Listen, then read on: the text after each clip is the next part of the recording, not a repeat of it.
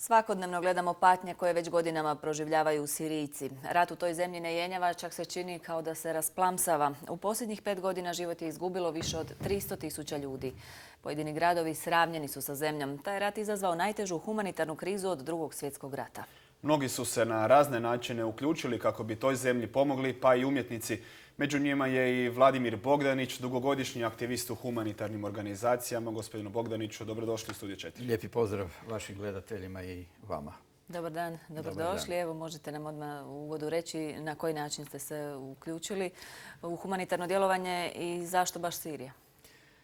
Prvo, ja u tom smislu imam jedan duži staž u drugim povijesno važnim trenucima, još počevši od Poljske solidarnosti do majki iz pokreta Madres de Plaza de Mayo u Buenos Airesu. I kad sam 2011. pročitao jedan apel koji su ugledni umjetnici svijeta potpisali u njemačkom Die Zeitu i u europskim novinama, onda sam odlučio da se priključim. Međutim, naravno, na početku nijedna priča nije ista kao kasnije, tako da ono što se sve u međuvremenu dogodilo od mog prvog angažmana u korist žrtava Sirije, a on je u prvom redu angažman u korist žrtava, toliko toga se dogodilo, toliko toga sam doživio, značajnog, strašnog, tužnog i tako dalje. Ali prije nego što komentiram tu temu, ja bih ipak nešto drugo htio reći. Znate, u svakodnevnom govoru kod nas danas o Siriji se govori, pa da tako kažem, čak i suhoparnim jezikom, bez emocija, bez poštovanja žrtve koje te žrtve zavređuju. I jedan od mojih motiva da danas nešto kažem na temu Sirije je upravo u tome da promijenim taj govor o Siriji.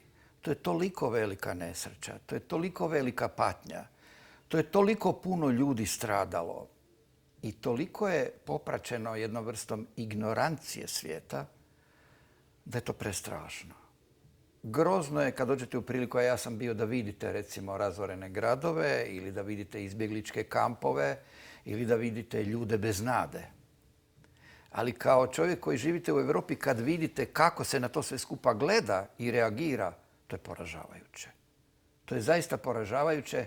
Iako ovaj moj dolazak u vaš studio, plus ono što bih htio da javnost vidi, barem za malo promijeni tu percepciju i poveća na neki način tu empatiju za te ljude, onda sam učinio ono što sam htio.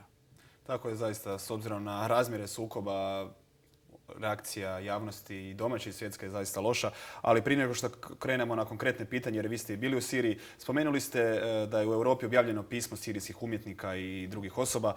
Što je tamo bilo u tom pismu da vas je... Ne, riječ je o sljedećem. Dakle, kad sam spominjao jedno pismo, bila je riječ o jednom apelu vrlo uglednih imena. Spomenut ću Umberta Eka, bivšeg njemačkog predsjednika, bivšeg južnoafričkog predsjednika, Ljudmile Aleksejeve iz Rusije. Dakle, jednog internacionalnog kruga koji u humanitarnim krugovima apsolutno ima težinu. I dakle, oni su se zalagali za nenasilje, za mir u onoj početnoj fazi.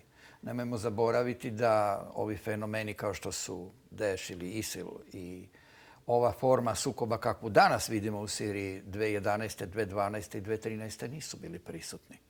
Vi ste bili prije 2 godine, ili tako? Da, ali nisam ja tu bitan. Di sam ja bio, to je naravno dragocjeno iskustvo. Ono što je bitno je zapravo reći sljedeće. Razmjeri te tragedije i odnos svijeta, odnosno indiferentnost, ignorancija, su na neki način kreirali ovu veliku političku krizu koju mi danas u Europi svjedočimo. Dakle, vi se sjećate prije samo godinu dana situacija na granici između Srbije i Hrvatske, odnosno Grčke i Makedonije, odnosno Turske i Grčke, etc., etc.